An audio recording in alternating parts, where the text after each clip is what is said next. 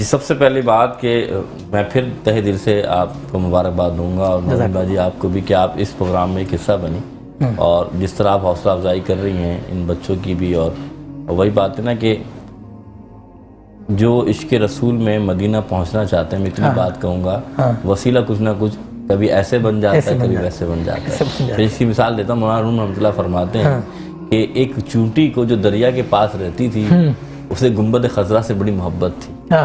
تو آپ فرماتے ہیں لیکن وہ سوچتی تھی میں کیسے پہنچوں گی تو وہ دریا کے کنارے جب بھی وہ فرماتے ہیں چونٹی کھڑ جاتی تو مچھلیاں جب قریب آتی تو ان سے فریاد کرتی کہ کیا میں مدینے پہنچ سکتی ہوں اللہ. تو ایک دن ان دریاؤں میں سے ایک مچھلی نے کہا تو پریشان کیوں ہوتی ہے یاد رکھ سال میں ایک موسم آتا ہے جب مدینے کے کبوتر اس دریا پر آتے ہیں وہ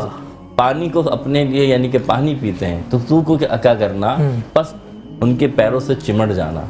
ہوائیں آئیں طوفان آئے کچھ بھی آئے ان کے قدموں کو نہ چھوڑنا تو مدینے پہنچ جائے گی. یہ کہنا تھا ایسا ہی ہوا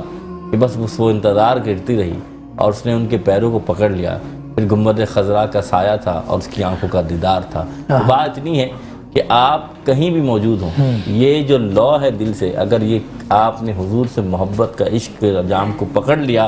تو کوئی نہ کوئی آپ کا وسیلہ بن جائے گا چاہے یہ پروگرام یا اللہ تعالیٰ کے رحمت. واہ واہ بہت خوبصورت آپ نے میسیج دیا. باجی میں آپ سے یہ میسیج لینا چاہوں گا اور میں آپ کو یہ بتانا چاہوں گا کہ بچے جب آتے ہیں کوئی بھی نعت خواں یہاں پر آتا ہے ہم اس کو بتاتے نہیں ہیں کہ یہ کلام ہے یا ہم آپ سے یہ سوال کریں گے.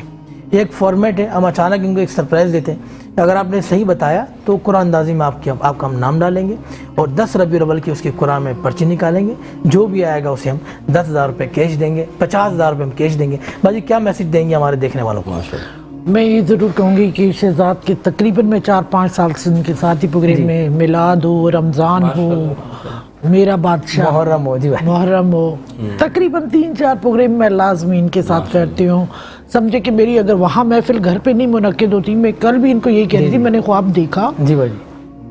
میلاد میرے گھر کے باہر اور میں دیکھ پہ بیٹھی ہوں یہی بولا آپ نے یہ بتایا اور میں نے کہا شاید پھر انہوں نے کہا لنگر میں نے کہا ٹھیک ہے جی وہ یہی ہو جائے گا. تو میرا یہ کہنا ہے کہ یہ میلاد ہمارے نبی کا ہے